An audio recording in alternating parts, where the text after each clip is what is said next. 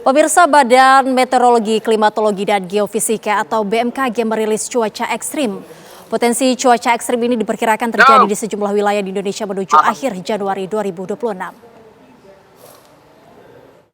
Ya pemirsa, saat ini kami berada di BMKG. Tepatnya memang beberapa waktu belakangan ini Indonesia ini dilanda cuaca yang kalau kita bisa bilang cukup ekstrim. Ada hujan yang lebat, lalu disertai dengan angin, lalu juga ada tiba-tiba panas. Tapi memang didominasi oleh hujan yang menyebabkan di beberapa wilayah di Indonesia ini dilanda bencana alam seperti banjir bahkan hingga longsor. Nah, kita langsung tanyakan saja pada senior forecaster BMKG, Ibu Rifda, kira-kira bagaimana sih sebenarnya prediksi cuaca ekstrim yang ada di Indonesia? Halo Ibu, selamat pagi.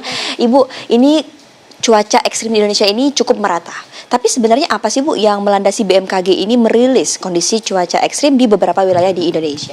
Iya, yang kami amati memang dari dinamika atmosfer terkini gitu ya, dalam sepekan ke depan masih terdapat banyak potensi pertumbuhan awan hujan yang cukup masif, terutama untuk wilayah Indonesia sebelah selatan ekuator, mulai dari wilayah Sumatera bagian selatan, kemudian sebagian besar wilayah Jawa, Bali, hingga wilayah Nusa Tenggara Barat dan Nusa Tenggara Timur.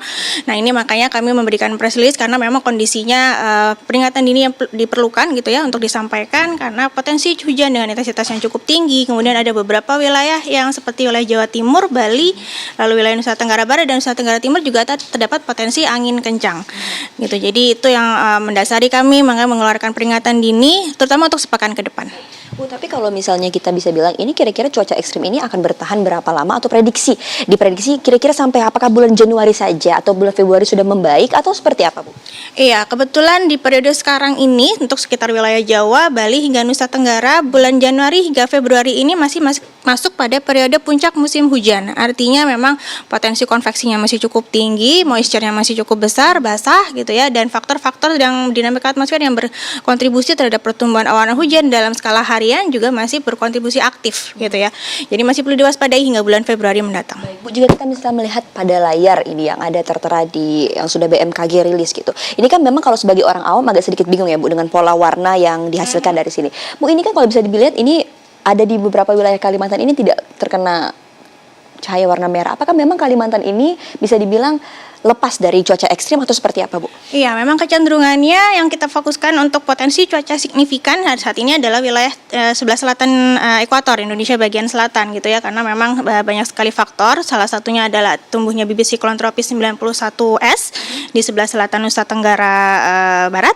Kemudian juga ada pertemuan massa udara dan perlambatan yang memicu dan penumpukan massa udara terutama untuk wilayah Jawa gitu. Sedangkan untuk wilayah Sumatera terutama bagian utara dan tengah, lalu wilayah Kalimantan, lalu wilayah Maluku Utara itu sudah tergolong cukup kering gitu ya, tergolong cukup kering. Jadi memang beberapa wilayah seperti di Riau itu sudah bulan Maret nanti atau bulan April itu sudah memasuki periode musim kemarau gitu ya. Jadi memang sudah ada beberapa wilayah yang sudah memasuki periode peralihan gitu ya.